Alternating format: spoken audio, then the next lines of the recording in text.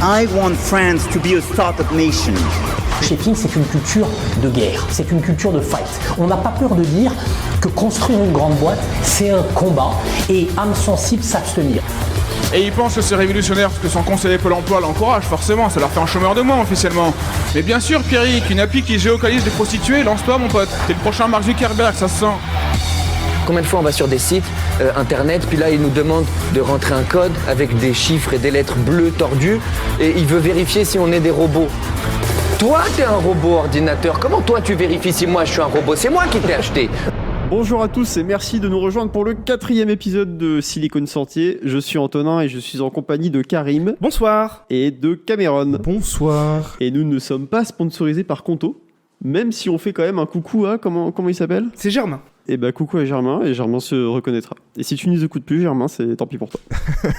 Mais on t'aime quand même, Germain, merci. Alors je ne vais pas dire que vous êtes très nombreux à nous suivre, vous êtes quand même un certain nombre. Il y a quelques centaines de vues et d'écoutes partagées entre YouTube et Spotify.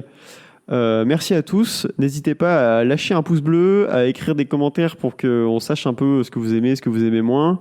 Et puis maintenant, on est disponible sur Apple Podcast. On sait qu'il y en a beaucoup d'entre vous qui attendaient ça. On s'est débrouillé. On a fait un petit mail à Team Apple, comme l'appelle Donald Trump. Notre apôtre. Voilà, Team Apple nous a dit il n'y a pas de problème, on met le podcast frère. Et du coup, maintenant, le podcast est disponible sur Apple Podcast. Donc allez-y, likez, mettez des commentaires et puis dites-nous si ça vous plaît sur LinkedIn. Surtout mettez 5 étoiles sur Apple Podcast. Ouais, mettez 5 étoiles. 5 étoiles, c'est lourd. C'est un bon chiffre. Cette semaine, on va faire quelques news et on va changer un tout petit peu le format. Au lieu de vous faire un gros dossier, on va en faire 2 petits. On va tester, voir si c'est pas un peu plus agréable à écouter et plus digeste. On va vous faire quelques news, on va vous parler de la French Tech, on va vous parler de The Family qui est dans nos cœurs mais qui ne sera plus... The Family dans nos villes. Qui ne sera plus dans nos villes a priori. Et puis on aura un petit flop et un petit top. Voilà, c'est parti.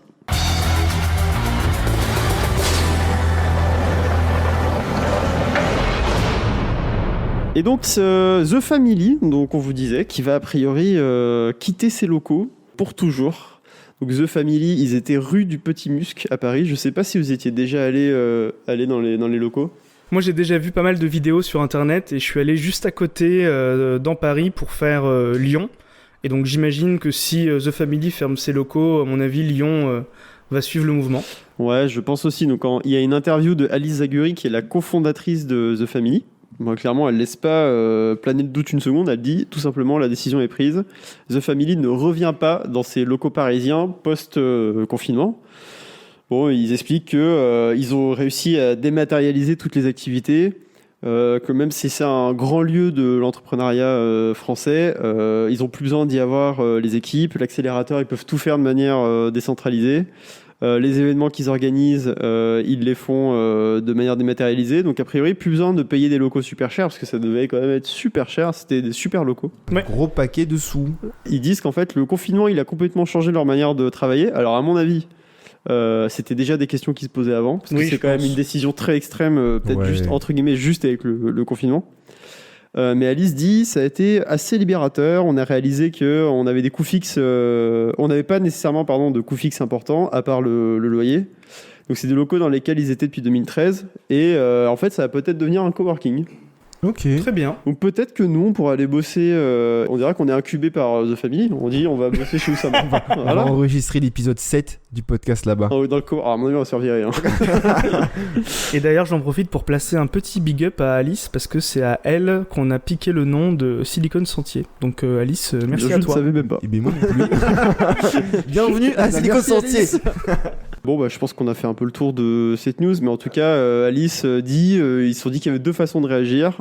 Soit ils essayaient de survivre à tout prix, et ils essayaient de compter sur les dispositifs d'urgence de l'État, ou alors ils faisaient de The Family 2.0, full remote. Mais du coup, j'ai une question. Le principe même de The Family, d'avoir tous les petits piou-piou à disposition, c'est aussi de pouvoir les aider en live, d'avoir une présence physique et de pouvoir les accompagner. Moi, en tant qu'entrepreneur, j'aimerais bien que mon ange gardien soit à 2 bureaux de moi et que je puisse aller l'embêter, avoir des petits conseils, une réunion, un peu de coaching, parce que c'est ce qu'ils font au final, c'est de l'accompagnement d'entrepreneur. Ouais. Et de plus avoir cet accompagnement-là, comment on garde une qualité de service, ou en tout cas cette espèce de présence rassurante si on est totalement en remote. En fait, déjà, The Family, à la base, ne proposait pas aux entreprises qui faisaient partie de The Family de locaux. Ok. C'est pas parce que t'es à The Family que t'as des bureaux à The Family. Ok. Être à The Family, ça veut dire quand Oussama il fait une conférence, t'as ta chaise, quoi. Ok. Et tu peux aller lui poser des questions par Slack, par téléphone, quand tu veux. Mais déjà, de base, ils avaient insisté pour que... alors, c'est la raison qu'ils donnaient. Pour que les entreprises créent leur propre culture, il faut qu'elles aient leurs propres locaux. C'est super ça. Il n'y a pas ce côté... Oussama est plus dans les bureaux parce que déjà de base leur bureau n'était pas dans le même lieu. Par contre, en effet, je vois ce que tu veux dire dans le sens où tu peux moins avoir accès physiquement aux gens Au mentor. de The Family. Exactement. Donc ça va être un changement des modes de discussion, de fonctionnement. Je sais pas si tu pourras prendre un rendez-vous avec lui sur Calendly ou et faire un Skype avec lui après, je pense que ça va s'organiser comme ça. D'où eux ils vont bosser, en vrai, si tu pourras aller prendre un café avec eux, je sais pas trop comment ça va fonctionner, et surtout je sais pas comment ils vont faire pour détecter les talents vraiment qu'avec des calls Zoom et des trucs comme ça. Enfin, je pense qu'il y aura pas que ça, je pense qu'il va y avoir quand même beaucoup de présentiel. Ouais, à mon avis il y aura quand même pas mal de présentiel, ils vont pas faire du remote à 1000%. Donc The Family là officiellement n'aura plus de locaux physiques. C'est ça. Je crois qu'ils gardent quand même leur château. Ils ont un château ? Ouais, ils ont un château. Je sais pas exactement comment ça se passe, mais il y a un château à un moment quelque part, quoi. Ah, énorme ! Je crois qu'ils ont passé le Covid là-dedans et qu'ils se sont fait un peu embêter par les flics et que Oussama a dit non, mais c'est pour tourner coup d'État. Oui. Coup d'État. Et il y avait des mannequins, des potes de sa meuf et tout. Bah, ils ont dû bien se parler. Bah, bénéf. On était où notre job ? Ah oui, c'est vrai. Non.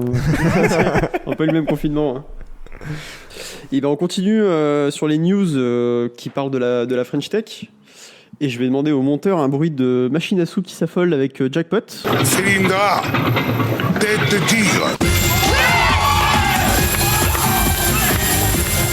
Et oui, car il y a énormément de sous-sous, c'est Bruno Le Maire et Cédric O qui vont rincer. Oh, Cédric O de Cédric retour O de qui on a parlé dans le dossier Stop Covid. D'ailleurs, Cédric, je t'ai envoyé un message sur Twitter si tu pouvais me répondre. J'ai toujours pas eu de réponse, ça fait au moins 2 semaines. Voilà. On a quand même 30 abonnés sur notre chaîne YouTube, on commence à peser. On a du pouvoir, attention à toi. Fais gaffe. Mais oui, Bruno Le Maire et Cédric O qui font pleuvoir donc beaucoup de money sur les startups de France. 1,2 milliard d'euros d'investissement, de prêts et d'aides pour le rayonnement de nos startups, l'innovation et la souveraineté. Une somme rondelette ? Du coup, j'ai une question. Est-ce que c'est via la BPI ? Comment ça fonctionne ? Alors, il y a plusieurs dispositifs. Bon, déjà, il dit vous ne serez pas des proies. Parce qu'en fait, le but de faire ça, c'est qu'il y ait des Chinois et des Américains qui viennent en France et qui rachètent les startups en veux-tu, en voilà. Et que du coup, ces startups deviennent propriété de fonds qui font partie de ces pays-là. Et donc, il n'y a plus la souveraineté française. Ok. Donc si on leur donne de la thune, normalement, ils sont pas censés avoir besoin d'aller chercher des fonds à l'étranger et de se faire acheter. En pratique, il y a déjà énormément de startups qui lèvent de l'argent à l'étranger, mais bon. Et donc il dit, nous n'accepterons pas que les géants du numérique viennent faire leur shopping en France avec des startups qui seraient en difficulté. Très bien. Donc ils ont dévoilé le 5 juin un plan de soutien pour les startups de la French Tech. Il y avait déjà 4 milliards d'euros qui avaient été débloqués par le gouvernement fin mars pour venir en aide aux jeunes entreprises affectées par la crise et la pandémie du Covid-19, mais donc pas forcément des startups. Et donc Bruno Le Maire, qui est ministre de l'économie et des finances, et Cédric O, qui est secrétaire d'État chargé du numérique, ils ont présenté ce dispositif qui lui plutôt est tourné vers les startups, la deep tech comme ils disent, et les startups qui développent des technologies qui disent souveraines. Alors je sais pas exactement ce que ça veut dire. Et donc ils disent que ce fonds il est financé par le programme d'investissement d'avenir, le PIA. Voilà. Et puis il y a un autre fonds qui s'appelle le fonds French Tech Souveraineté, piloté par la BPI France, celui-là en effet. J'ai l'impression qu'il y a des fonds qui pop comme ça, c'est babidi, babidi, boop. hop, voilà 1 milliard et un nouveau fonds. Alors c'est vrai que l'idée est quand même excellente. Ça va nous éviter de peut-être perdre quelques diamants bruts prêts à être taillés par les années de l'entrepreneuriat. Mais à côté de ça, c'est ça. Moi, je comprends pas trop en fait d'où vient cet argent et dans quelles conditions on peut l'avoir. Rends l'argent. Parce que le but des startups, c'est aussi qu'il y ait une sélection naturelle qui se fasse à travers le fait que ce soit très difficile de monter une boîte, de lever de l'argent et de progresser. Et peut-être que s'il y a des problèmes de levée de fonds à un moment, c'est que la boîte elle répond pas à un vrai besoin du marché. Est-ce que ça va pas biaiser un peu ce truc-là ? Bien, news suivante, et c'est moi, et on va parler de Frishti.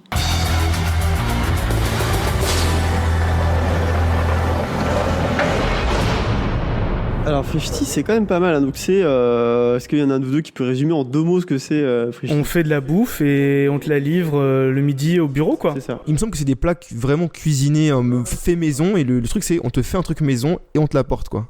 En tout cas, Frishti, ils ont eu un petit souci assez récemment, là, c'est que il y a des gens qui ont découvert qu'il y a des travailleurs sans papier qui travaillaient pour Frishti. Nani ? Alors là, c'est un article sur France Inter ils ont suivi un mec qui s'appelle Alfred. Alfred, il travaille pour Frishti. En fait, il y a le journal Libération qui a fait un portrait d'un livreur sans papier début juin. Okay. Et suite à ça, Frishti, ils ont fait un peu le tri dans leurs effectifs. Et sur les 600 auto-entrepreneurs qui sont livreurs pour Frishti, ils ont trouvé des dizaines de sans-papiers. Mais qui avaient le statut auto-entrepreneur ? D'accord. C'est là où il y a un schisme. Et du coup, ces gens-là, ils se sont fait mettre sur le carreau et donc ils ont fait une manifestation. Donc Alfred, il raconte que du 15 au 30 mai, il a fait 350 km, il a bossé 53 heures, il a fait 161 commandes, il a gagné 580 €. Quoi ? Ah, c'est si peu. Et du coup, l'entreprise Frishti, elle leur a coupé l'accès à leurs applications, à l'application qui s'appelle Apollo, qui leur permet de dispatcher aux livreurs les livraisons. Mm-hmm. Et du coup, les livreurs, là, Alfred disait qu'il peut plus se connecter, c'est la merde. Il y a une vingtaine de livreurs sans papier, dont lui. Et en fait, ils protestent. Il y a 17 centres de livraison franciliens. Et en fait, le problème, c'est que Frishti fait le ménage dans ses prestataires. Alfred en fait partie. Et en fait, Alfred, lui, s'est inscrit en tant qu'auto-entrepreneur auprès de l'URSSAF. A priori, l'URSSAF lui a jamais demandé s'il était vraiment résident français, etc. Donc, il a eu ces papiers-là. Mm-hmm. Et il a pu s'inscrire ensuite sur la plateforme de Frishti et travailler. En réalité, Alfred, il n'a pas de papier. Bon, c'est un peu une mauvaise pub pour Frishti. Et en tout cas... C'est pas vraiment de la faute de Frishti, pour le coup. Là, comme ça, à première vue, en tout cas. Ouais, c'est sûr. C'est compliqué parce que, en fait, Frishti, il propose un travail qui est tellement peu payé qu'au final, parce que lui, là, il est sans papier, donc c'est difficile pour lui d'aller trouver un CDI pour aller bosser dans un truc parce qu'il lui faut des papiers. Et donc, il se retrouve à faire ce genre de métiers qui payent très peu, mais où du coup, on ferme un peu les yeux sur les gens qui vont pouvoir se présenter. Donc bon, c'est un peu compliqué. Et moi, personnellement, j'ai eu l'expérience en commandant quelques fois sur Uber Eats où on commande et on voit que le mec, je sais pas, il a la tête d'un mec à 25 ans et il est censé venir en scooter. Et quand on ouvre la porte, c'est un gosse de 14 ans qui est venu en vélo et qui a amené la commande. Et en fait, le mec de 25 ans, il prête son compte à des petits frères, des cousins, des machins, des trucs pour qu'ils puissent gagner un peu d'argent. Mais du coup, c'est pareil, ça se retrouve, c'est un peu de l'exploitation et c'est un métier qui gagne tellement peu que quelqu'un qui a la possibilité de faire autre chose, qui est majeur, il fera forcément autre chose. Et du coup, c'est des travailleurs sans papier et des enfants souvent qui se retrouvent à faire ce genre de trucs, ou en tout cas des gens qui n'ont pas l'âge de pouvoir travailler comme ça. Donc effectivement, c'est pas la faute de Frishti. Mais Frishti a une certaine responsabilité et peut-être que Frishti devrait pousser pour que ces gens-là ils puissent peut-être avoir une régularisation pour qu'ils puissent travailler correctement. Bon, c'est un débat assez compliqué dans lequel on va pas se lancer. Mais en tout cas, petite mauvaise pub pour Frishti. Et à mon avis, je suis étonné qu'on n'en ait pas trop entendu parler chez Deliveroo et autres. Mais ça va arriver, quoi. Voilà, très certainement ça va arriver. Ou à mon avis, ils sont déjà en train de faire le ménage pour être sûr que ça leur tombe pas. Malheureusement pour Frishti, il y a eu un article, mais je pense que les autres se serviront de cet exemple-là pour eux-mêmes faire le ménage en interne et mettre un peu le silencieux sur le moment des exécutions, quoi. mais ça va. C'est certain on le verra sûrement pas, mais il va y avoir des gens qui vont perdre leurs emplois parce qu'il y aura des vérifications de nationalité et de papier. En tout cas, force à eux. Et bah ouais, bon courage à eux, puis bon courage en vrai aussi à Frishti parce que ça va être un sacré merdier à gérer chez eux. Et bon courage aux gens qui font de la com externe chez Frishti parce que là, c'est dur pour vous. Karim fait une petite fixette sur Apple. Ouais, il est un petit peu obsédé. Voilà, et on va le laisser dérouler. Il a quelques petites news, quelques petites choses à nous raconter sur Apple.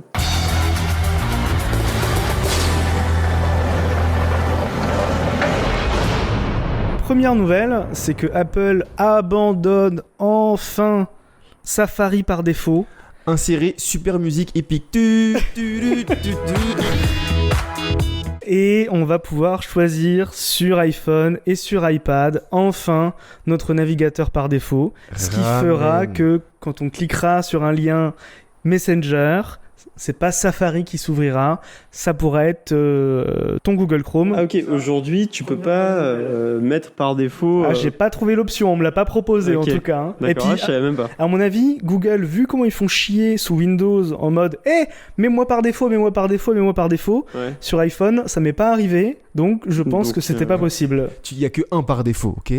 Safari ou rien. Et pareil pour l'application de mail, on pourra aussi choisir une autre application de mail par défaut que l'application mail iOS quoi. Donc Gmail, Chrome, ils sont en train de se frotter les mains là, les petits mecs chez Google, en se dire putain, on a gagné, on a réussi, on est passé par la première porte. On a croqué la pomme. Ça fait 15 ans mais on a fini par réussir. Très bien. Deuxième news. La deuxième news que j'ai, c'est que Apple va commencer à faire ses propres puces. Et on parle pas des insectes. Donc, d'après ce que je comprends, ses propres processeurs. Et donc, ils vont arrêter de travailler avec Intel et ils vont faire eux-mêmes leur propre hardware. Du coup, ils auront beaucoup plus la main sur leur hardware et c'est eux-mêmes qui fournissent le software. Les implications que ça va avoir apparemment pour les développeurs, parce que ça va être une architecture différente, mais ils promettent que en termes de développement, ça va pas changer grand-chose. Par contre, en termes de business, ça va changer énormément, parce que c'est eux qui vont pouvoir maîtriser toute leur marge et toute leur chaîne, tout à fait. Ça me paraît extrêmement ambitieux d'essayer de concurrencer Intel, qui est là depuis le début de l'informatique moderne. Bah, ils vont pas vraiment les concurrencer, ils vont répondre eux-mêmes à leurs propres besoins, quoi. Et puis il faut savoir quand même qu'il y a Apple a quand même un carnet de commandes de chez Intel, et donc ils vont pas arrêter du jour au lendemain de bosser avec Intel. Il y a quand même une prochaine vague de MacBook qui va arriver avec les processeurs Intel. Ils vont proposer une nouvelle gamme avec leurs processeurs, et donc ils passent sur un processeur ARM. Le processeur ARM, l'architecture, c'est l'architecture des processeurs qu'on peut retrouver sur les téléphones. Et donc en fait, la promesse de vente, c'est on va pouvoir vous proposer une architecture processeur similaire à votre téléphone. Donc toutes les applications de l'App Store seront compatibles et exécutables sur votre laptop. Donc en fait, il n'y aura plus vraiment de différence entre iOS et macOS. Ouais. Et on va avoir le portage d'applications mobiles sur le desktop. Et a priori, selon la promesse, ça devrait être fait sans problème. Et même qu'ils vont proposer un développeur kit assez sympa pour permettre le portage assez rapide des applications existantes.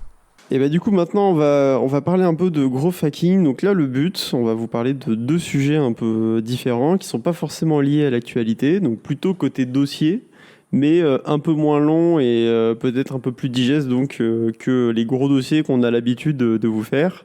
Et donc Cameron va nous parler de growth hacking de pirates.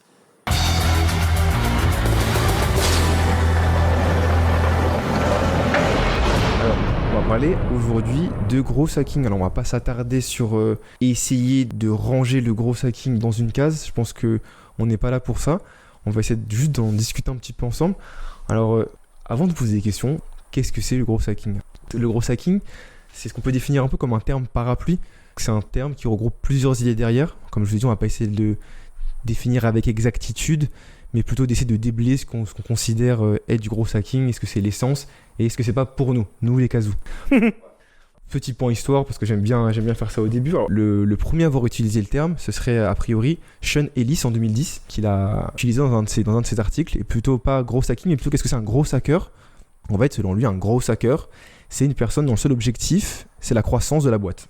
C'est un mec, il est dédié à ce que la boîte elle grossisse et soit musclée, quoi. Et on peut s'aventurer à dire que c'est une personne qui est obsédée par les indicateurs de croissance et qui mettra tout en place pour améliorer les chiffres. C'est le coach sportif de la boîte, c'est un peu. Le coach de la boîte, quoi. Le mec est là pour pump those numbers.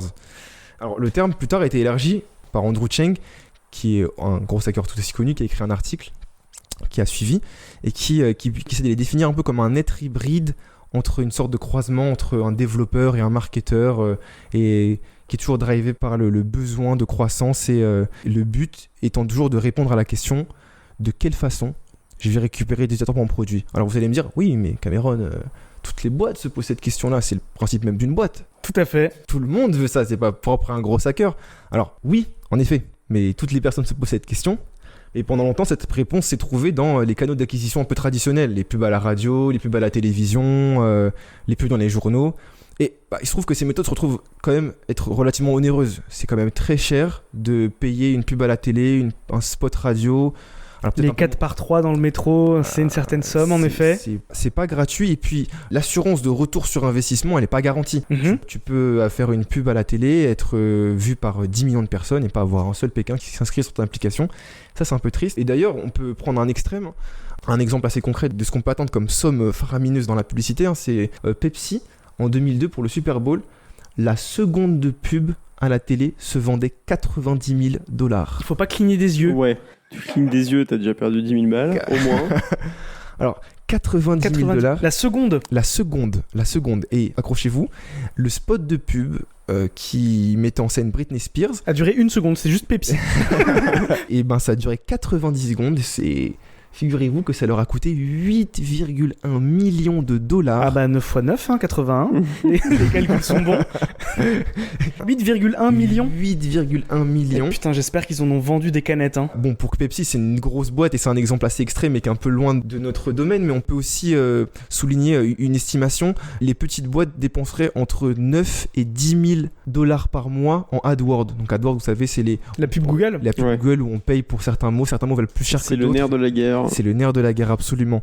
Alors, vous allez me dire, oui, c'est un peu standard, c'est du web marketing. Jusque-là, on n'est pas en train de hacker.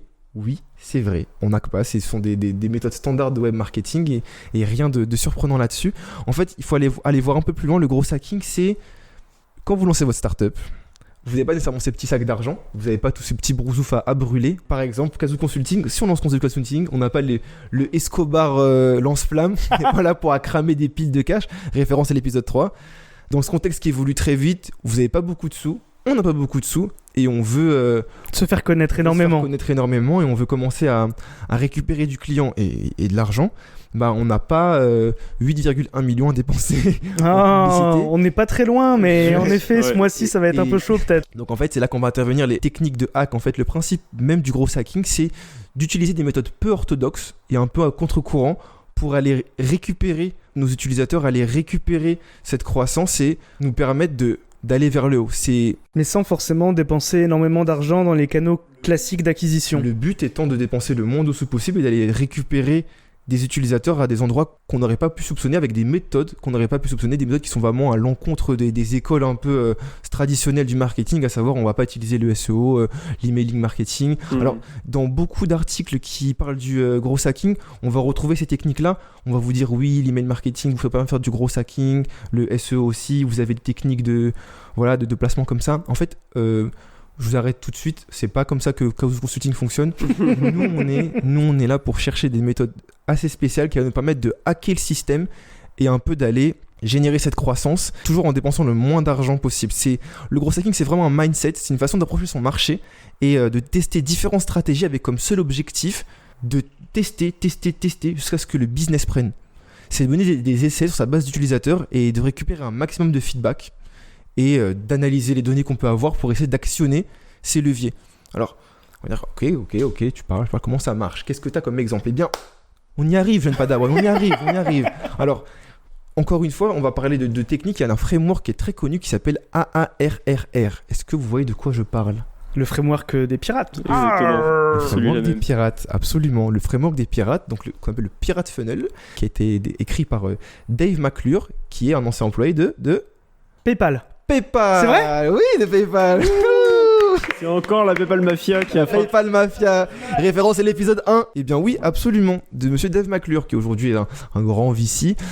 Donc AARRR, alors qu'est-ce que ça veut dire AARRR ? Donc on a parlé de notre petit Dave McClure, ancien employé de PayPal. Et bien, ça veut dire acquisition, activation, rétention, recommandation et revenu. Alors, je vous ai pas fait la version anglaise parce que mon accent est à couper au couteau, mais je vous laisse aller chercher ça.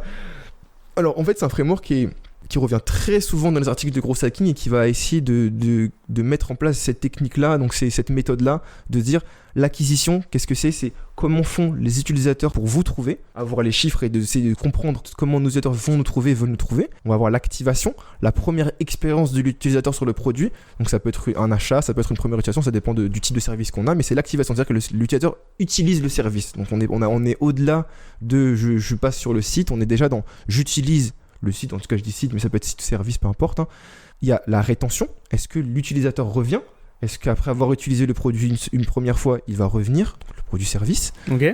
Le referral. Donc ça, c'est une étape super importante parce que c'est est-ce que l'utilisateur est assez satisfait pour parler de notre produit et en parler à des amis ? Et le revenu. Est-ce que derrière tout ça, on gagne de l'argent ? Ouais. Ok. Donc là, derrière, c'est un framework qui est souvent dépeint comme étant la base de base pour le Growth Hacking. Et moi, j'aimerais apporter mon petit grain de sel. Moi, je pense pas que c'est ça le Growth Hacking. Pour être tout à fait honnête avec vous, je pense pas que ce soit ça. C'est des méthodes de web marketing qui pour moi sont des méthodes standards. C'est normal de regarder ces chiffres, c'est normal de faire attention à ces indicateurs-là. Alors ça peut être une bonne base de réflexion, mais on n'est pas encore dans la piraterie. Oui, c'est ça, c'est qu'il y a vraiment un côté de piraterie, de faire un peu n'importe quoi pour pouvoir obtenir la visibilité, les users, et d'avoir du MRR qui monte C'est ça. avec le moins d'investissement possible. Et comme disait un grand homme, Rémi Gaillard, c'est en faisant n'importe quoi Qu'on qu'on devient est n'importe n'importe qui. Non mais alors si on reprend toutes les étapes du framework de la méthode ARRR, tu balances de la pub dans tous les sens, forcément tu vas toucher un certain nombre de personnes, petit à petit, à chaque étape, tu vas en perdre. C'est-à-dire qu'il y a seulement une partie des gens qui ont vu la pub qui vont cliquer, puis seulement une partie qui vont effectuer une action, puis seulement une partie qui vont commencer à en parler à leurs amis et qui vont payer sur ta plateforme. Et donc sur tous ces utilisateurs-là, tu vas finir par avoir une base adhérente, une base qui va rester, cette base-là que tu vas aller chercher, que tu vas essayer de cibler, de comprendre quel est son besoin et comprendre un peu ce qu'elle cherche dans l'application et ce qu'elle veut trouver. Et c'est là-dessus que tu vas te concentrer pour essayer de mettre l'accent sur ça et derrière aller récupérer toutes les personnes similaires à celle-ci, quoi. Ouais, mais c'est vrai que ça, c'est un peu du marketing classique, quoi. Pepsi, au final, ils ont fait ça. Ils ont acheté une pub pour le Absolument. Super Bowl. Il y a une partie des gens qui l'ont vu. Ouais. Il y a une partie des gens qui sont allés acheter une boisson une première fois. Une autre partie qui sont allés en racheter une deuxième fois. Et d'autres qui ont dit à leurs potes, le Pepsi, c'est super bon, tu devrais en boire. C'est ça. Donc au final, on n'est pas dans le hacking là. Alors il y a cette espèce d'aspect dans le gros hacking qui revient, c'est il faut qu'on construise une viral loop pour un gros hacker et son but dans la vie, c'est d'arriver à trouver une viral loop. Alors qu'est-ce que c'est une viral loop ? C'est on est sur l'étape du référal. Hein. La personne utilise le produit, elle en parle à un ami, l'ami utilise le produit. Ce même ami en parle à un autre ami et ainsi de suite. Il y a un petit côté Covid-19 dans ce que tu racontes là. Un petit côté contamination, ouais. Un petit côté on se passe le bébé. Et donc en fait c'est un peu ça qu'on cherche en tant que gros hacker. On cherche à avoir un impact fort, à trouver un canal de communication qui va nous permettre avec un petit peu d'énergie à générer un énorme effet de levier. Et c'est là qu'on commence à toucher à la piraterie. C'est quand on va investir un peu sur un truc un peu particulier, un peu spécial et là hop ça va monter. Et du coup, est-ce que tu as un exemple de méthode non traditionnelle, justement, qui pourrait s'inscrire dans le growth hacking ? Eh bien oui, alors vous en avez peut-être déjà entendu parler, mais on va essayer de couvrir des boîtes connues, qu'on connaît tous et sur lesquelles c'est un peu palpable, n'est-ce pas ? On va pouvoir se rendre bien compte qu'ils ont commencé comme tout le monde. Hein, on ne commence pas tout de suite en étant une multi-billion dollar compagnie. On va parler un peu de Dropbox. Oui. Hein, Ah, très bien. Dropbox. L'ancêtre de Google Drive. C'est un peu ça. Alors, comment Dropbox a commencé ? En fait, c'est un peu comme tout le monde. Ils ont commencé en tant qu'une petite boîte. Voilà, ils ont un service de stockage de fichiers sur le cloud. Comment on fait pour aller récupérer des gens? Alors, ils auraient pu marteler les réseaux de pub, ils auraient pu harceler les gens via des campagnes de tracking, des choses comme ça, mais ils se sont dit, on va faire un truc un peu plus malin. Comment on va faire pour pousser les gens à mettre des fichiers chez nous et puis surtout à utiliser le produit? Et bien, ils ont construit une espèce de campagne de referral, du coup, gamifiée, où il y avait une espèce de liste, un peu comme des quests, qu'il fallait compléter, et pour chaque quest complété, on t'offrait. C'est vrai que je me souviens qu'il y avait des petites cases à cocher. Absolument. Et plus tu faisais cocher de cases, et plus tu avais d'espace de stockage gratuit en plus. Et donc on avait, par exemple, comme ligne, on avait une ligne se connecter avec Facebook. Bam, 125 mégas en plus. Se connecter avec Twitter, 125 mégas en plus. Donc c'est des petites actions comme ça qui font que c'est facile à faire, c'est actionnable, c'est immédiat. Et puis tu te dis, mais oui, je vais le faire. Et puis à l'époque, 125 mégas, c'est quand même balèze. Donc vu que c'était gratuit en plus, c'était gratuit. Ça avait énormément de valeur, en effet. Je prends 15 secondes de mon temps, j'effectue une action, et tout de suite, immédiatement, j'ai une reward, c'est concret, j'ai cet espace en plus. Et puis derrière, ils ont construit un des systèmes de referral les plus incroyables du monde. Ils se sont dit, bah c'est simple, si tu invites un de tes amis, et que cet ami-là s'inscrit, je te file 500 mégas. Et pour chaque copain qui s'inscrit, 500 mégas. Alors en vrai, c'est des trucs qui aujourd'hui sont assez courants, mais a priori, eux déjà, ça les a propulsés et c'était quelque chose de pas si courant que ça de faire ça à ce moment-là, quoi. Ah mais non, mais il faut bien se mettre dans le contexte. On est au début du storage en ligne, on n'a pas des campagnes de referral absolument incroyables, c'est un produit qui est gratuit. C'était une époque en plus où pour travailler à plusieurs sur un Word, il fallait se l'envoyer par mail ou se le donner par clé USB. Tout à fait. C'était pas possible de travailler à plusieurs sur un même document synchronisé. Ouais, c'était une révolution à l'époque. Et c'était gratuit. C'était gratuit, ouais. C'était gratuit. Alors, effectivement, ils ont un plan payant, mais gratuitement, on pouvait faire grossir son espace de stockage sans plus d'effort que de demander à un ami de s'inscrire sur la plateforme. Et moi, en tout cas, c'est comme ça que j'ai connu Dropbox. C'est quelqu'un qui est venu me voir en me disant « Tiens, je t'envoie un lien, inscris-toi, comme ça, t'auras... » Parce que je crois aussi que la personne qui clique sur le lien de parrainage a elle aussi de l'espace en plus. Il me semble que c'était win-win. Et juste, je connaissais pas, non, c'est un pote qui m'a dit vas-y, inscris-toi, ça me met bien, et toi, ça va te mettre bien aussi, t'inquiète pas, on est ensemble dedans. Et c'est exactement comme ça que j'ai connu Dropbox. Un ami qui m'a envoyé un lien, il m'a dit tiens, inscris-toi, ça va me faire un petit peu d'espace, et bam, toi aussi, Antonin? Moi, j'ai aussi connu comme ça, ouais, effectivement. Et puis, c'était ils ont gamifié un peu le truc, et ouais, t'avais très envie d'inviter un max de gens pour avoir un max de... Alors qu'en vrai, je suis pas sûr que je me sois servi du stockage de Dropbox pour de vrai. Mais j'étais content de l'avoir, quoi. je crois que j'ai jamais utilisé plus de 10% de l'espace Dropbox. Alors moi, pour le coup, j'utilisais pas mal Dropbox parce que j'étais dans une asso étudiante et c'était hyper pratique pour se partager les fichiers. Il me semble que Dropbox s'est lancé en créant une vidéo de leurs produits qui ne fonctionnait pas, mais c'est juste un mec qui a fait une vidéo de démo de voilà à quoi ça va ressembler. Il a mis plein de mèmes pour Reddit dedans. Il a mis genre le MP3 qu'il a uploadé, c'était Rick Astley Never Gonna Give You Up.mp3. Il a posté la vidéo sur Reddit en disant j'ai un projet, est-ce que ça vous intéresse? Ouais. Et il en a fait une landing page, avec un lien vers une landing page et une liste d'attente pour pouvoir s'inscrire. Il avait rien fait du tout, il avait juste cette idée qu'il a mis en vidéo. Il a eu beaucoup de gens qui sont inscrits sur liste d'attente. Il me semble que c'était plusieurs dizaines de milliers. Ouais.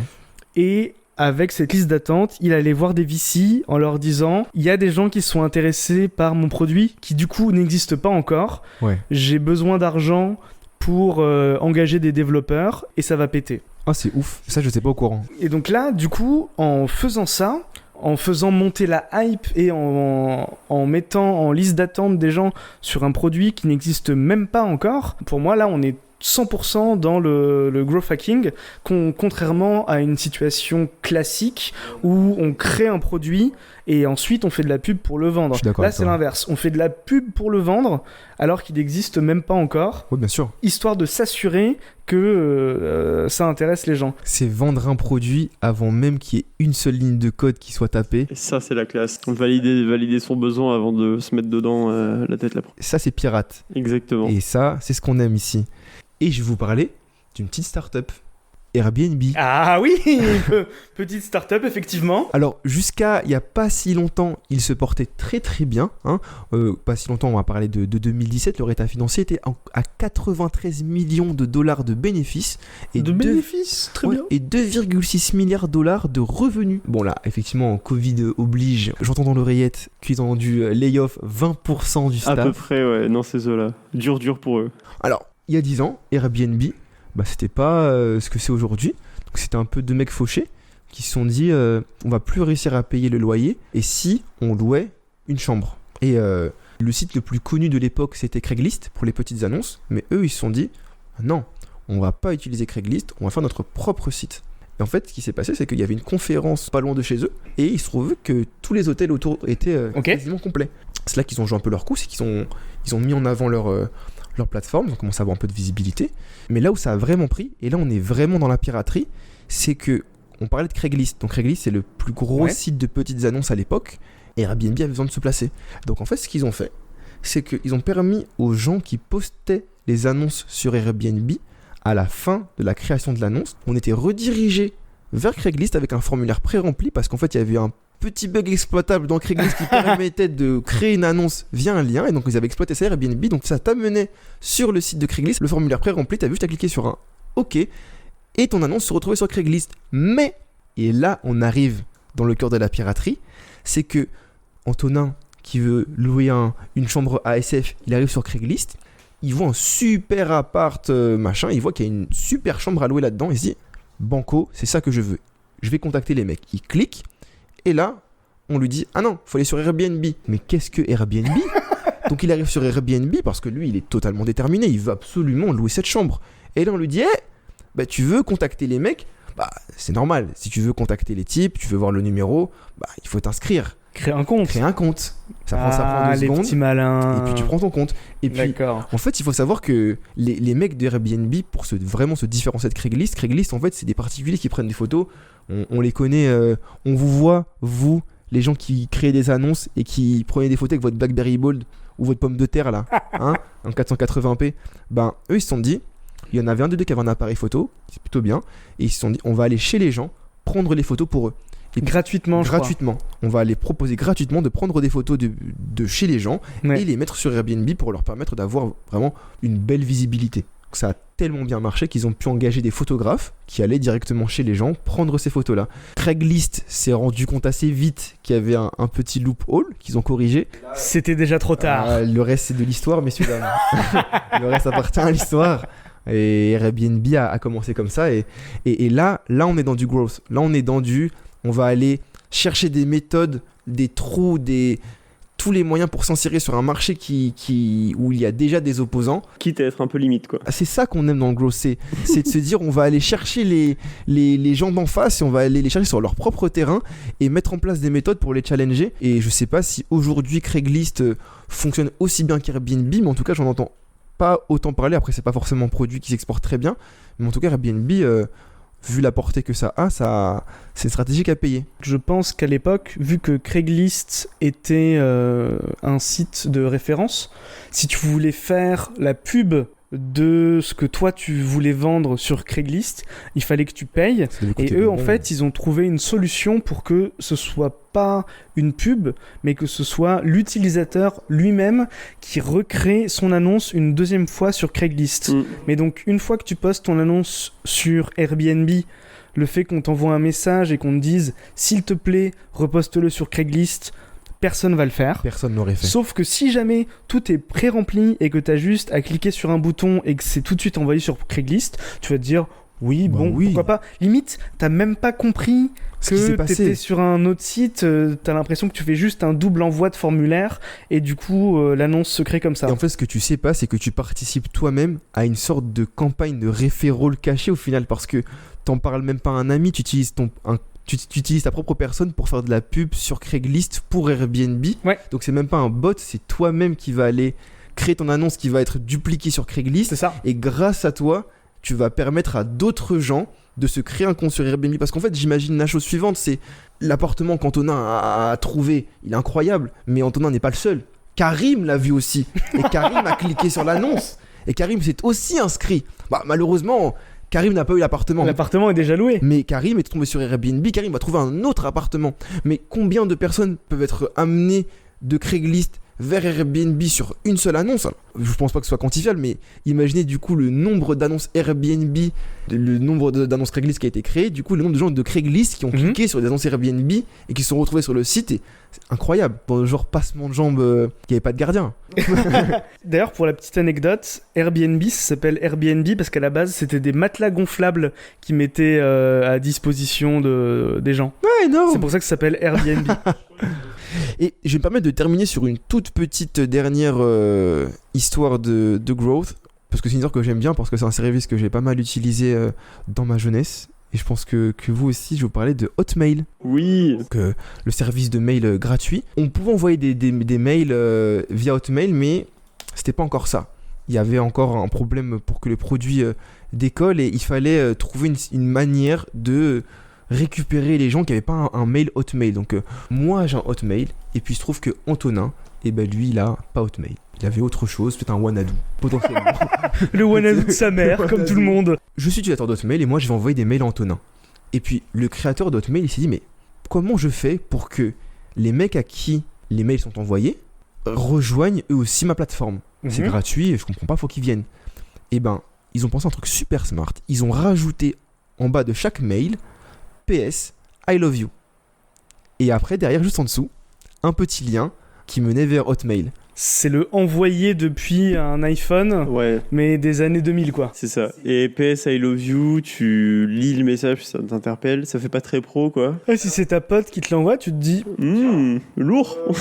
Ça attire ton œil, Et c'était PS I love you, envoyé par Hotmail, et puis il y avait le lien qui était cliquable, et ça te proposait de créer ton email, et un des plus gros leviers pour eux d'acquisition et de réussite pour eux, Qui leur a coûté 0€. C'est ça. Il y a peut-être un mec qui a bossé pendant 3 jours à réfléchir, mais rien à voir avec une campagne télé. Ah, c'est clair. Pour en avoir avec des spots publicitaires à la radio ou dans les journaux. Il a suffi quelques lignes de code et un message un peu smart pour réussir à récupérer de l'utilisateur, et c'est ça qu'on veut, c'est de la piraterie. Et ça me fait penser à un des premiers virus les plus connus. C'est un virus qui s'appelait I Love You, justement. Et en fait, tu recevais un email avec en sujet I Love You, et quand tu cliquais sur je pense que c'était un exe qui était en pièce jointe ou un truc comme ça contaminait ton ordinateur et ça envoyait ce même email I love you à toutes les personnes de ton carnet d'adresses. Comme quoi, des promesses d'amour, ça fait toujours ouvrir des liens. Ouais. On est dans les mails, je suis chaud, j'en lâche une dernière. Gmail. Ah oui, la bêta. Gmail qui a joué sur un truc un peu sympa. Le FOMO. Le fameuse FOMO, Fear of Missing Out, donc la peur de manquer le truc, quoi. En gros, Gmail, quand ça s'est lancé, c'était avec un système d'invitation. Ouais. Et quand on était invité, on recevait, Antonin, tu me corriges si je me trompe, mais c'était 50 invitations. Ouais. Alors, je crois qu'au début, c'était moins et qu'ils ont augmenté. C'était entre 5 et 10. Ouais, voilà. Ok. Et derrière, il fallait inviter les gens. Ils ont joué un peu sur cet effet d'élite. Ouais, il y avait que les cool kids qui avaient Gmail, quoi. Et donc, ça a explosé et ça a permis de lancer le produit merveilleusement bien. Mais ils ont été hyper malins parce que d'un côté, ça leur a permis de contrôler le flot de nouveaux utilisateurs entrant sur le service, histoire de faire en sorte que les serveurs soient pas saturés, de faire des tests au fur et à mesure. Mais en plus, justement, une fois qu'ils ont débloqué toutes les invitations, il y avait ce côté hype où enfin, moi aussi, je pourrais avoir mon compte Gmail parce que Wanadoo, Hotmail, c'est devenu ringard et t'as un compte Gmail, comment t'as fait pour l'avoir? Ah, tu sais, moi j'ai eu une invitation et j'ai des invitations, peut-être que si tu m'invites au resto, on pourra s'en Mais est-ce que vous vous souvenez de Yacine Madar? Pas du tout. Absolument pas. Parce que lui, c'est le roi des pirates du gros hacking en France. C'est le Gold Roger du gros hacking. Yacine, si tu nous écoutes, tu es notre maître à tous. Non, Yacine, il a posté un article sur Medium et ça s'appelait, ça va sûrement vous dire quelque chose, ça s'appelait Fichier presque S à cause de ma startup. Oui, des termes ambigus. Ouais, donc 2018, période un peu complexe, enfin on sort d'une période un peu complexe en France, tout ça, c'était encore assez frais. Et en fait, il avait fait une publication Medium où il disait qu'il s'était fait arrêter par la police à cause de sa startup. Il disait qu'il avait été placé en garde à vue. En fait, toute l'histoire, elle part d'une conversation dans un bus parisien où lui, il est au téléphone. Et après une longue journée de travail, il appelle Léla, sa future stagiaire, et ils ont un échange au téléphone. Et dans l'échange, donc il dit qu'il porte une barbe, et il dit qu'il va falloir convertir des users, qu'il faut frapper fort, qu'il va falloir être radical. C'est important qu'on target une cible bien précise. Puis il termine par dire il faut re-regarder les vidéos de Oussama de The Family. Notre grand maître à voilà, tous. lui, il a tout compris. Et après, il dit qu'il s'est fait soulever, que le bus s'est arrêté, qu'il y a des militaires qui l'ont sorti. Enfin bon. Et en fait, tout ça, c'était complètement faux. Et c'était pour promouvoir sa personne et pour promouvoir sa boîte qui s'appelle, alors je crois que c'était la même déjà à l'époque, Turnadon, je sais pas si on dit comme ça, qui est une boîte qui fait de la publicité.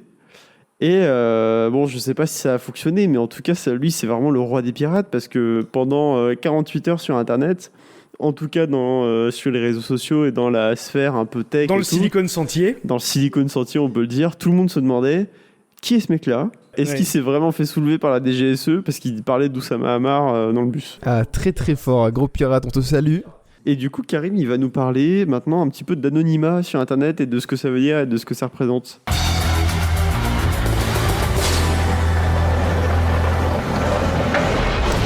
Alors je vais m'efforcer d'être précis et c'est un sujet que je ne maîtrise absolument pas, donc comme tous les sujets de ce podcast. N'hésitez pas dans les commentaires à me rectifier. Donc il y a la proposition de loi numéro 3072 visant à protéger les victimes de violences conjugales, qui a été amendée par Madame Marie Mercier. Merci. Sénateur de Saône-et-Loire. Cette sénatrice en a profité pour ajouter un paragraphe qui oblige les sites pornographiques à restreindre plus strictement l'accès aux mineurs. Mais elle se prend pour qui Alors, attends, c'est quoi le rapport avec les violences conjugales ? Je me suis posé effectivement cette question. D'après ce que j'ai lu en interview de cette personne, elle a dit des wagons qui passent comme ça, qui permettent de caler des propositions de loi en rapport avec les sites pornographiques, il n'y en a pas toutes les semaines. Et donc, quand j'ai vu l'opportunité, je me suis inséré dedans. Très smart, ok. Et donc, la proposition, c'est de désanonymiser les utilisateurs sur les sites porno pour qu'on sache s'ils sont majeurs ou pas ? Voilà. Alors, en fait, aujourd'hui, il suffit de cliquer sur un bouton qui dit « Oui, je suis majeur, promis ». Et on est tous d'accord pour dire que niveau sécurité, on peut faire mieux. Plus précisément, cet amendement permet au CSA de demander au publicateur de contenu, donc j'imagine que c'est le site internet en question, de renforcer sa sécurité concernant l'accès à son site à des mineurs. Et si c'est pas le cas, le CSA peut saisir le président du tribunal judiciaire de Paris afin que lui puisse ordonner aux fournisseurs d'accès Internet de bloquer l'accès au site et de le déréférencer des moteurs de recherche. Je vous ai fait la version résumée, c'est ce que j'en ai compris. Encore une fois, si je me trompe, mes DM sont ouverts. Très bien. Et du coup, comment on fait pour... Eh ben, c'est mon paragraphe d'après. Très bien, transition. Comment le site internet pourrait faire pour vérifier l'âge d'un internaute ? Alors, les sénateurs, c'est pas que des mecs qui critiquent, ils proposent des solutions aussi. Les solutions qui ont été proposées, c'est l'envoi d'une pièce d'identité au site internet ou de se connecter au site internet via France Connect. Vous savez, le service qui permet de s'authentifier avant de payer ses impôts. Alors franchement, quand j'ai lu ça, j'ai ri, j'ai cru que c'était une blague, je suis allé vérifier, c'était vraiment écrit ça. Alors, on va passer 2 secondes sur ce point, je vais vous donner mon avis perso.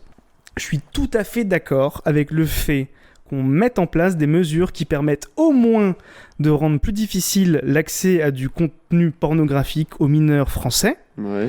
Mais j'ai pas non plus envie que le contenu que moi je consulte sur ces sites soit lié à ma pièce d'identité. Je sais pas comment c'est stocké derrière, je sais pas qui est derrière ces sites, j'ai pas envie que ça fuite et j'ai pas envie que quand on tape mon nom dans Google, il y ait une playlist des vidéos que j'ai le plus consultées. Les top pics de Karim. À mon avis, il y a 2-3 mecs à la quadrature du nec qui ont recraché leur café en lisant l'info, quoi. Mais il y a notre meilleur gars du gouvernement, El Famoso Cédric. Oh putain, Cédric. Ah, de retour, Cédric. Réponds à mon tweet, Cédric. Réponds, Cédric. On va en parler toutes les 2 semaines. Donc, je le rappelle, secrétaire d'État chargé du numérique, qui a dit, en gros, vous inquiétez pas les mecs, on va trouver une meilleure solution que France Connect. Amélie Santé.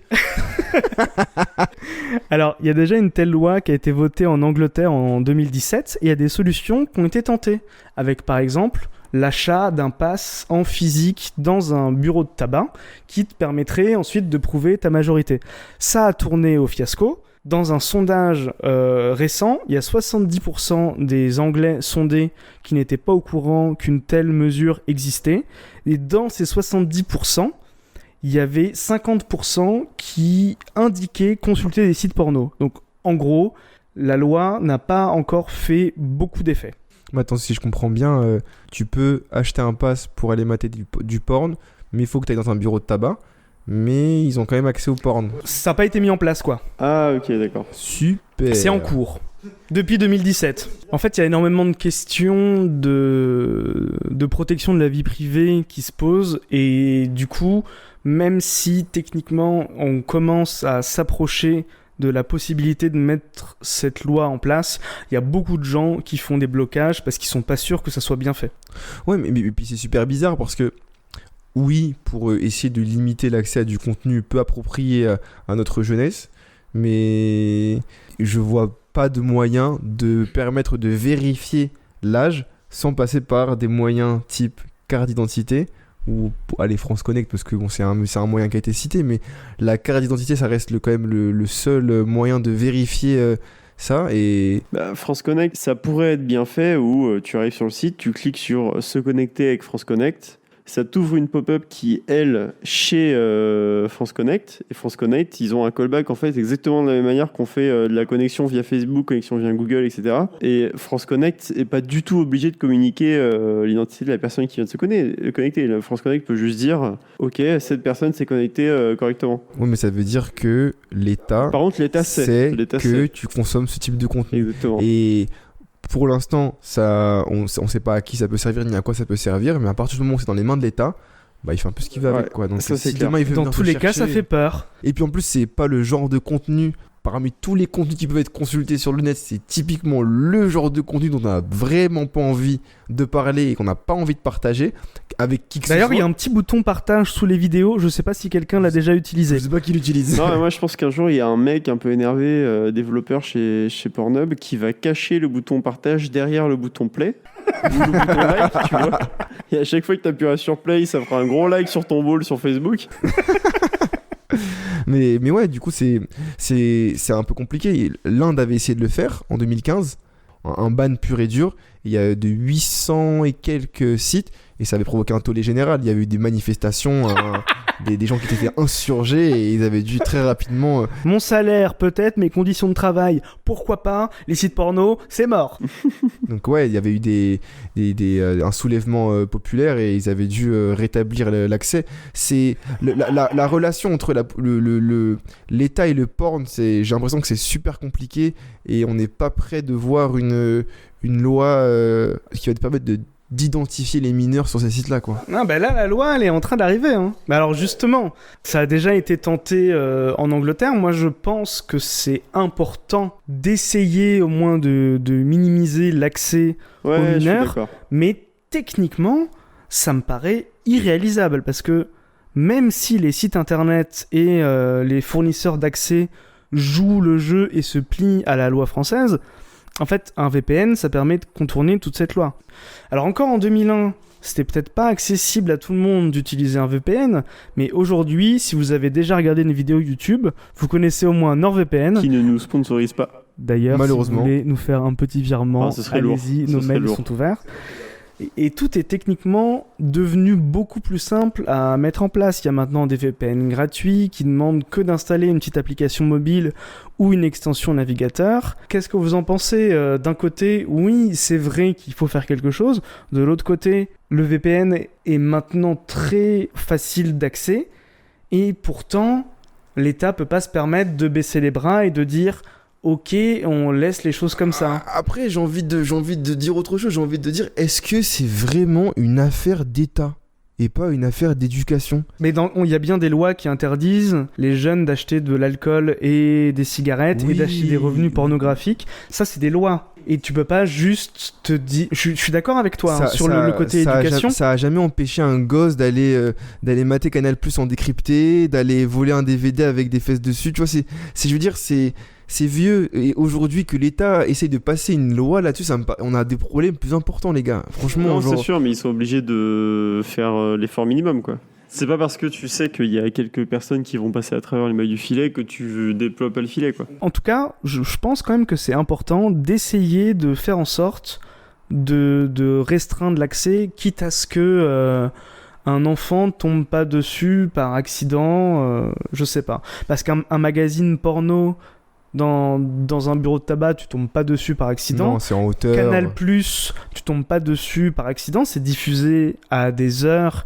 qui permettent pas normalement aux enfants d'être devant la télé. Ouais. Là, Pornhub, ça ferme pas ça ouvre pas à minuit. C'est vrai que, en fait, quand on parle d'enfants, j'ai en tête des adolescents, quoi, 14, 17 ans, tu vois. Donc là, oui, là, ça me choquerait pas. Bon, tu regardes un peu ça, mais c'est vrai que là, si on parle d'enfants, des gosses de 8-9 ans, effectivement, c'est pas des choses qu'ils devraient voir, mais encore une fois, j'ai l'impression que c'est un peu une question d'éducation. Et est-ce qu'on devrait mettre en place des restrictions au niveau d'État et pas au niveau du foyer? Est-ce qu'on ne devrait pas permettre aux parents de leur donner les outils? Il faut les deux, je pense. Il faut les deux.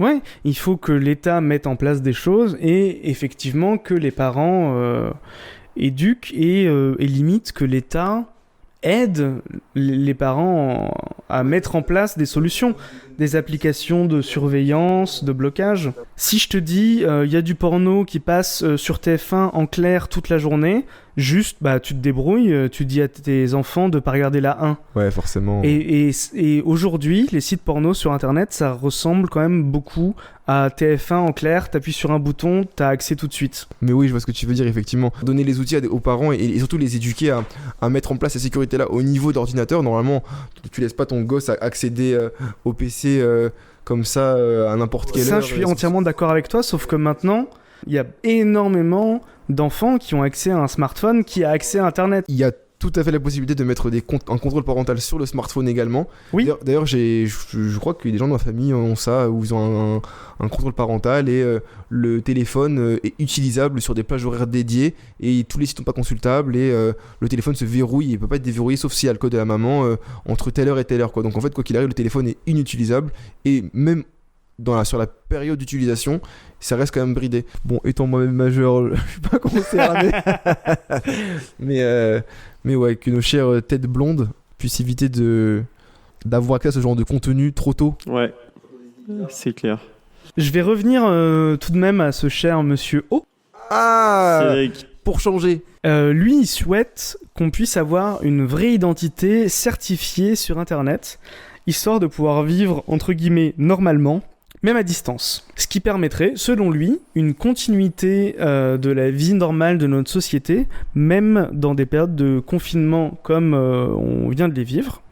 Alors pour ça, il y a une application qui a été développée. D'ailleurs, Cédric, chef sur toutes les applications développées. Productif, ce Cédric, c'est fou. Cette application, elle s'appelle Alicem. Et Alicem, ça veut dire, c'est le raccourci, la contraction de authentification en ligne certifiée sur mobile. J'attendais l'acronyme. Ouais. Ça et Robert, tiens. Donc Alicem, c'est une application d'identification faciale.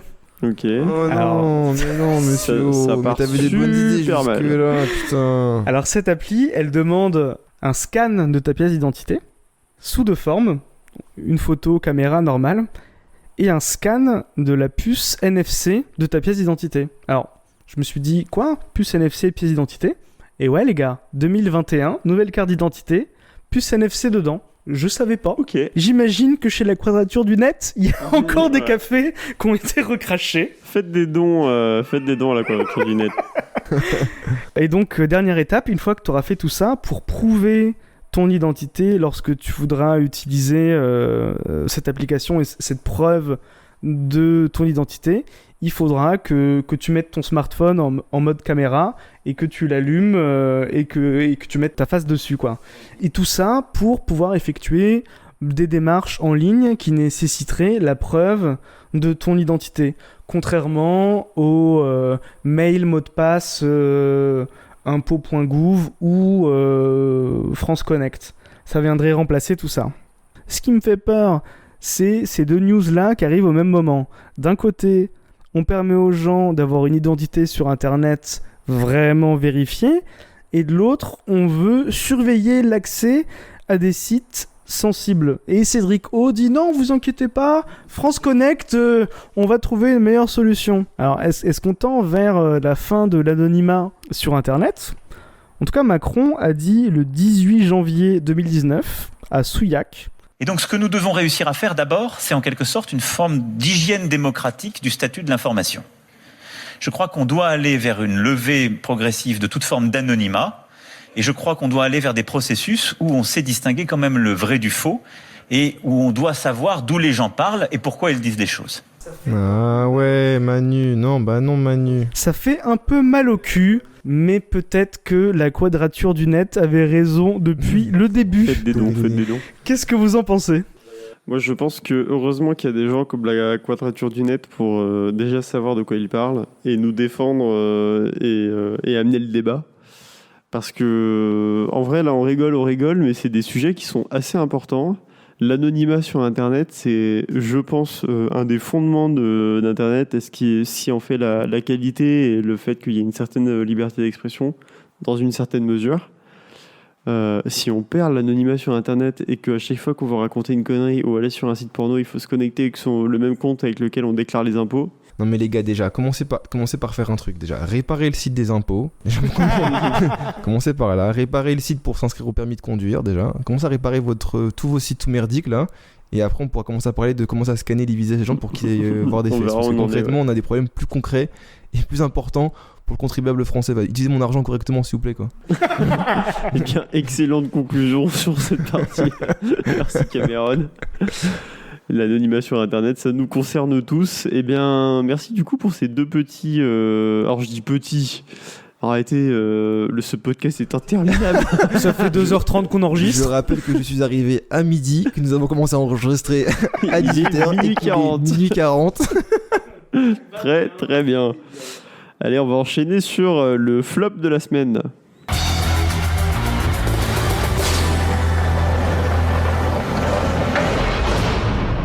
Alors le flop cette semaine, c'est un site. Alors première fois que j'ai lu le nom du site, de l'URL, j'ai lu Humanipo, donc j'ai pas compris. D'accord. En fait c'est Human IPO. Oula. On Ouais, est dans la Startup Nation là. Ah, on tombe dans le trafic d'humains là. Là on rigole. Donc une IPO, c'est quoi ? C'est quand il y a une entreprise qui émet une partie de son capital sous forme d'actions et du coup il y a des gens à la bourse de New York, Francfort, Paris, où vous voulez, qui peuvent acheter des actions de l'entreprise. Et ça, c'est une IPO. Quand on dit une entreprise rentre en bourse, ouais, c'est une IPO. C'est ça, et c'est de manière publique. C'est-à-dire qu'elle pouvait déjà avoir levé de l'argent dans le privé, mais le P de IPO, c'est public. Et donc il y a des gens comme vous et moi qui peuvent en acheter via une assurance vie, des trucs comme ça. Ok. Et en fait, il y a une start-up américaine, Human IPO, qui a dit trader des boîtes, c'est cool. Nous, on va trader des humains. Bonne idée. Et donc, parce que c'est un peu facile, voilà. Donc, ils trade de l'humain. Alors, comment ça marche ? En fait, ils trade de la human equity. C'est-à-dire, en fait, c'est un actif financier qui tire sa valeur de la réussite personnelle de l'être humain en question. Ah, mais c'est un épisode de Black Mirror, ça, non ? Ah, je pense que ça peut dériver dans ce genre de truc, mais... Est-ce que c'est un lien avec ce dont on parlait dans l'épisode des écoles qui mettaient des options sur la réussite ou non professionnelle future d'un élève ? Ça y ressemble un peu. Le site, il ressemble vachement à un LinkedIn. Les gens, ils ont des profils.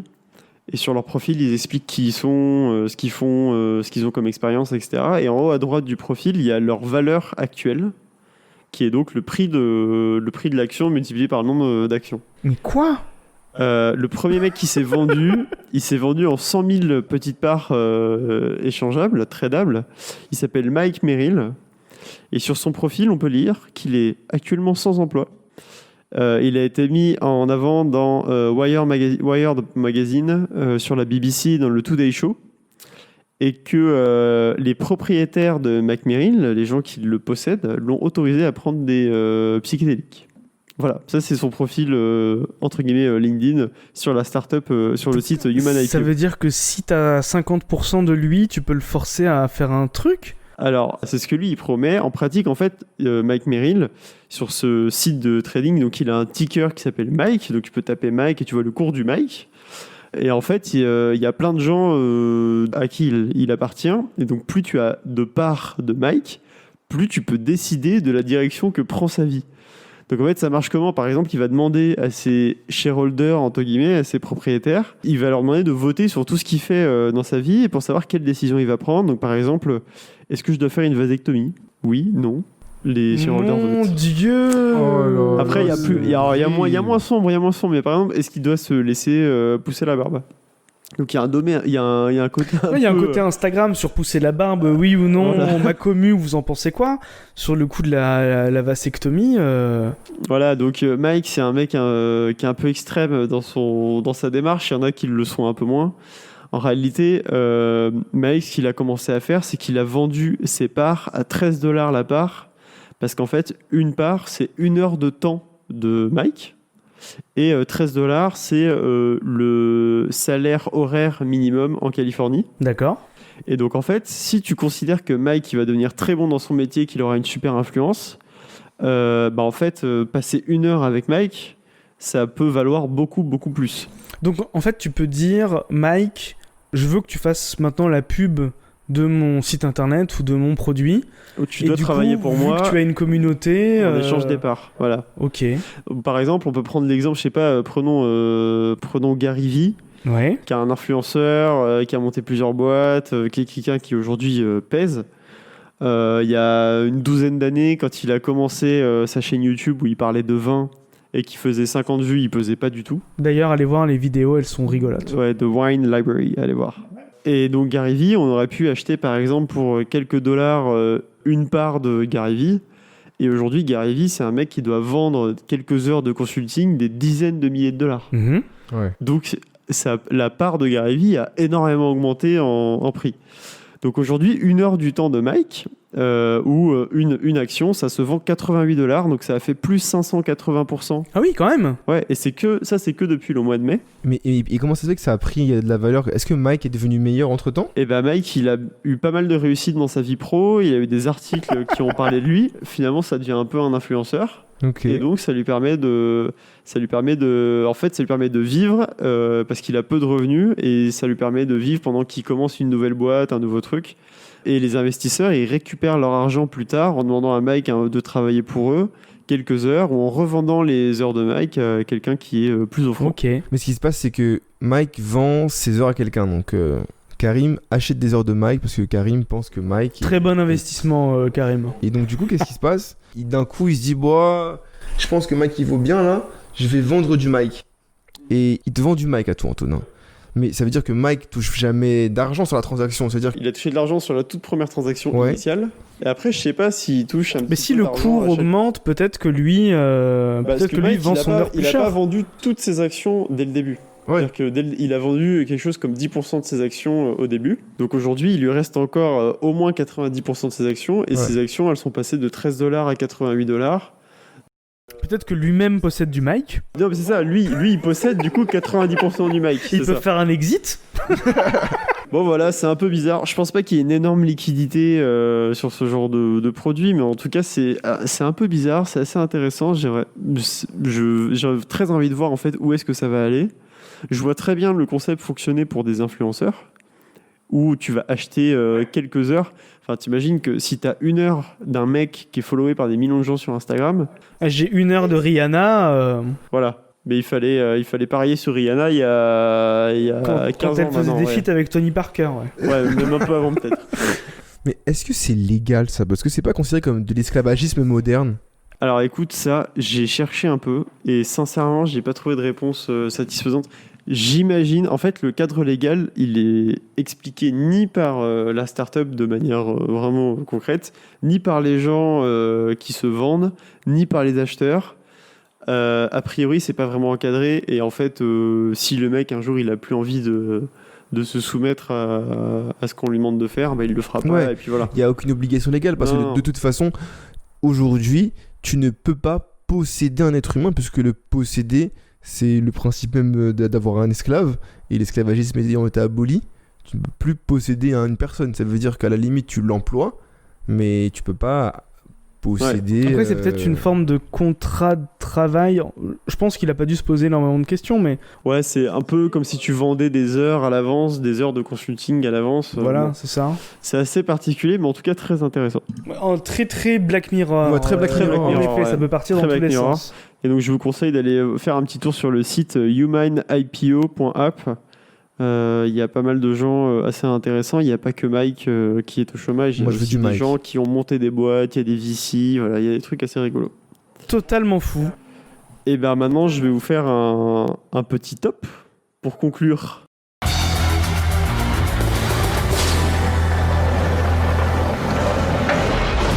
Alors le top, c'est pas une grosse boîte, c'est pas voilà, c'est vraiment un projet très sympa qui s'appelle Troker. Oh. Et c'est le genre de projet, je me dis merde, genre, on aurait dû y penser. Ah, On l'aurait fait. comme les millions auxquels on a Voilà, pensé. voilà. C'est un site où t'échanges des trucs. Exactement. Alors c'est même encore un peu différent. Et moi je pense que on va taguer des gens de Le Bon Coin sur LinkedIn pour qu'ils écoutent cette partie-là du podcast parce que je pense qu'il y a des bonnes idées à prendre. Le concept de Troker, c'est que tu mets du matos à vendre sur Troker et tu dis par exemple je vends 10 balles et je vends un mug. Ok. Donc en fait, c'est plutôt des trucs dont tu veux te débarrasser parce que si Karim décide d'acheter le mug que j'ai mis en vente sur Troker, en fait, c'est pas moi qui reçois l'argent, c'est une association de mon choix. Non. Donc moi, j'ai plein de trucs chez moi, il y a un peu de bordel, je les mets sur Troker et je dis que tout l'argent va partir au Resto du Cœur. Karim achète tous mes trucs, je lui envoie. Et les Restos du Cœur, ils reçoivent les dons et en fait, moi, je donne les objets. L'intérêt, c'est que moi, je les mets pas. C'est-à-dire, dans tous les cas, je voulais m'en débarrasser, je les mets pas à la poubelle. Mhm. Et c'est une démarche un peu intéressante. Et en plus, ça vous fait. Enfin, moi, à titre personnel, ça fait un don que je peux mettre sur ma déclaration d'impôt, comme quoi j'ai fait un don, donc j'ai une légère réduction d'impôt. Ouais. Donc ça évite de balancer des trucs, ça fait des dons aux assos.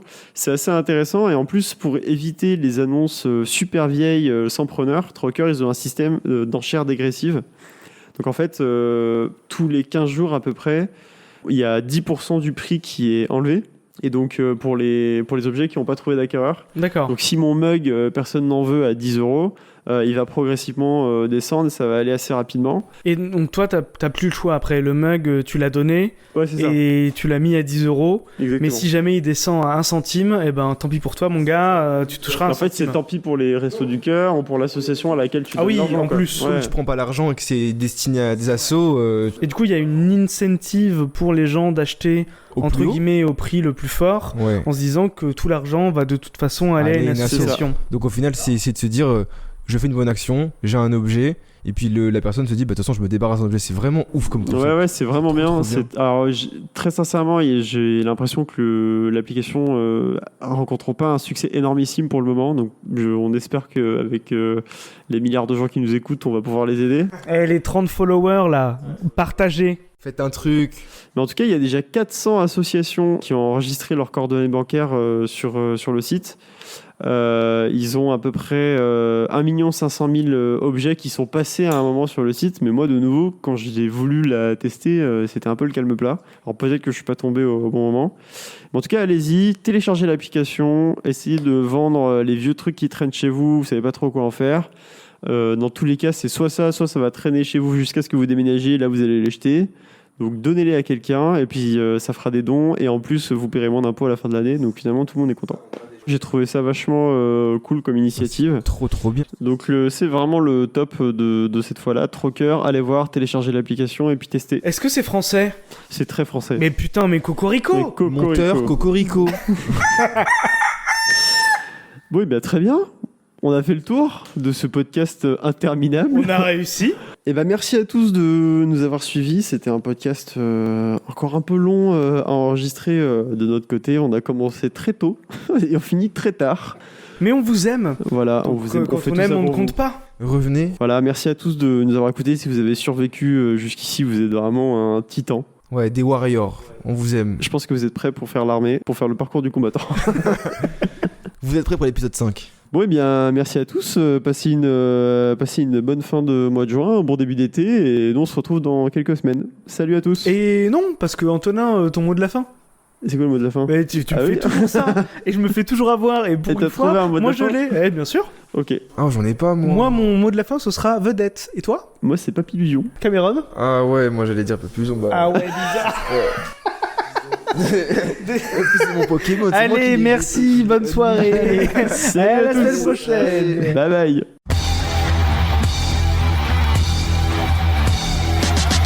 I want France to be a startup nation.